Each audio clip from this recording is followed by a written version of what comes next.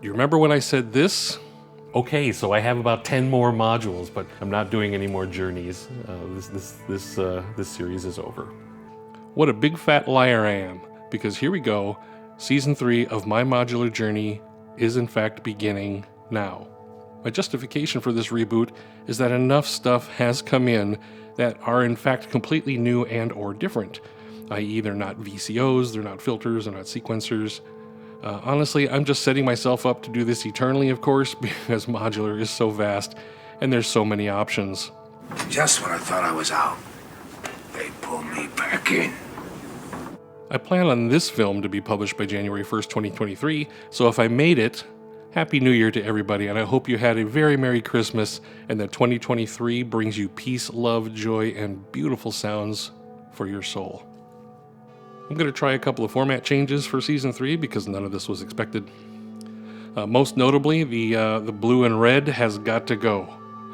When I first plopped down to do Season 1 in September of 2021, I was out in the middle of this large room behind me.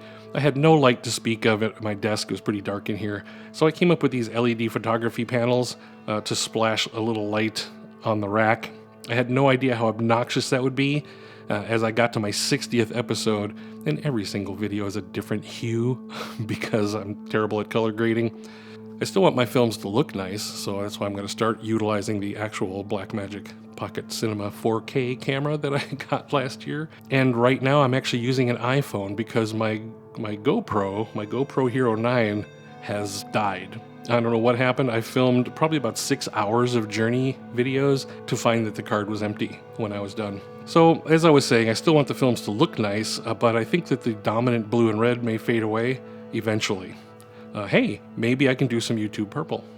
I also hope to take each Season 3 episode a little bit further than the basic why did I buy this and how do I plan to use this format of the last 2 seasons, because this will force me to learn the modules a little bit more extensively so I sound a bit more intelligent as I'm trying to convince you that I bought this module for a gosh darn good reason, by golly. So hopefully each episode this year will be a little bit more informative now that people are watching.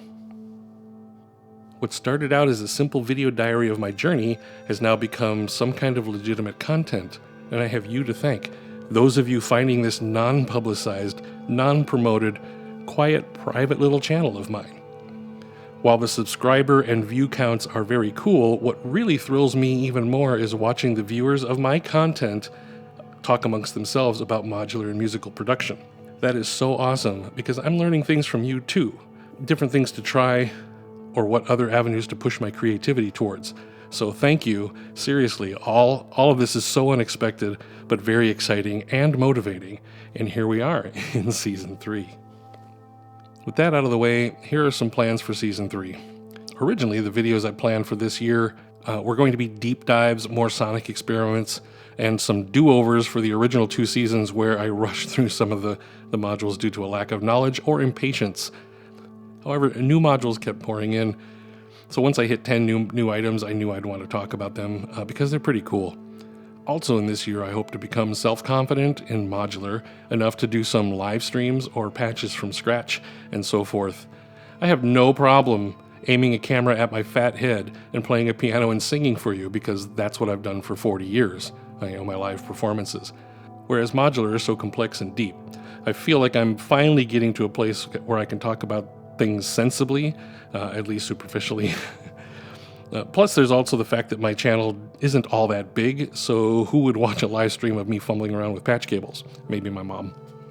As modules keep rolling in, naturally I continually run out of space in my huge 12U 168 HP custom-built case, so it was time to build another case, and that's what you see down here. This is a sign that things will never end, if I can just build another case in the woodshop. So that's pretty bad news for me and my wallet. I picked up another 6U 168 HP DIY kit from Modular Synth Lab, and I'm using my previous prototype B cheeks. So these are the ones I made, I think, back in August of last year. when my rack was pretty small. You might recognize this from some of my sonic experiments, though, where this used to be my rack until I moved into this one. I have a video that I'm producing now about building a custom case, in fact, something I've wanted to do since day one. More racks, of course, gives me more room to grow, which I clearly needed because I went and bought a gigantic mini-mod system, voice plus additional fun stuff. But after this, I'm done, I swear. Okay, maybe not. Because my perfect circuit wish list has 40 plus items on it still. Oh man, this is never going to end. But I've made some realizations now with 100 plus modules in my collection. I'm starting to take note of the ones I don't use that often, like Spherical Wavetable Navigator. While I was blown away by Swan at first, I'm finding I just don't get it. And every single video I watch on how to use Swan is the same exact tinny, shrill, wavetable-y morphing sound, and, well, to me it seems like that's the only thing this thing can do. I mean, if that's all the experts are getting out of it, is that truly all there is? I guess I just find the default sounds not as inspiring as I first thought, and to load up my own wavetables and figure all that out might take years off my lifespan. I have other priorities besides spending months trying to figure out one complex Eurorack module. I'm also not really using Castor and Pollux as much as I had hoped. We got off to the bad start, me and the twins, tuning and timbre management issues, and it's another module I struggle with finding a place in the soundscape. Nothing at all wrong with it, by the way, for either one of these, nothing at all wrong with them. I'm just not finding use for them.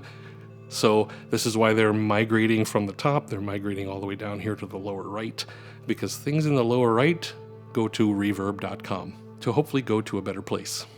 Conversely, I have also found myself patching the Behringer System 100 way more than anything lately, probably because those modules are fairly straightforward and uncomplex and give me results pretty quickly. Throw that through Big Sky, Microcosm, or Cosmos over here, and, well, I'm just so easily entertained. I've wanted to do a top 5 film for some time, but I'm finding it almost impossible to pick only 5 favorite modules to talk about. I wanted to pick modules that weren't already on everyone else's top 5 list, but damn it, plates, plats, if you will, just got a massively kick-ass update that now demands it goes on my top 5 desert island list, along with every other desert island list on the entire internet. So much for being a snowflake. As for my bottom 5s, I considered doing a bottom 5 list, but then I realized I could land me in some really big trouble with you guys if I shit all over endorphins, for example.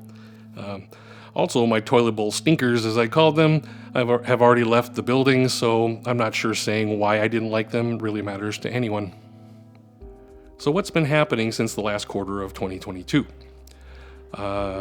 Most notably, I released a record. That is huge. You have no idea.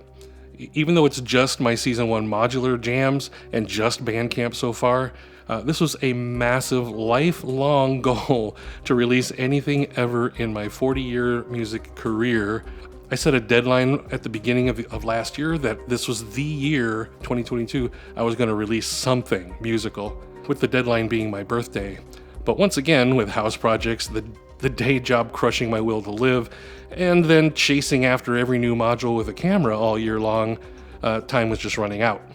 So I had to start somewhere, and the only stuff that was adequately produced for release at the time was the Modular Journey tracks. I'm still very proud of the fact that I met that goal and broke the seal, so to speak. I have many more releases I'm putting together for Bandcamp and distribution this year, including some long format ambient sessions from my early days of my journey in modular.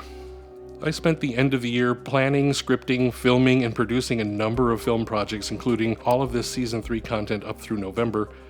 I wanted to make sure that this season of episodes was out of the way and would not distract me from the 2023 goals of creating and releasing more music.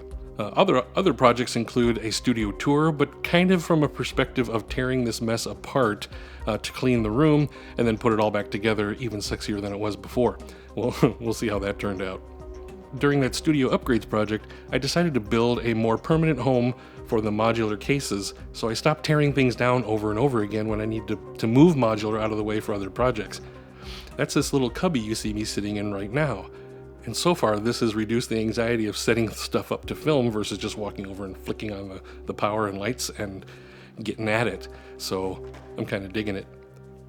I also filmed a couple of deep dives that I want to publish before the end of the year, but time is running out. The holidays are upon us, so that might happen next year as well. And then lastly, referring to the case builds, I found some old footage on the hard drive when I started with Modular, building custom cases. I wanted to do that since day one, show you how I build stuff out of wood.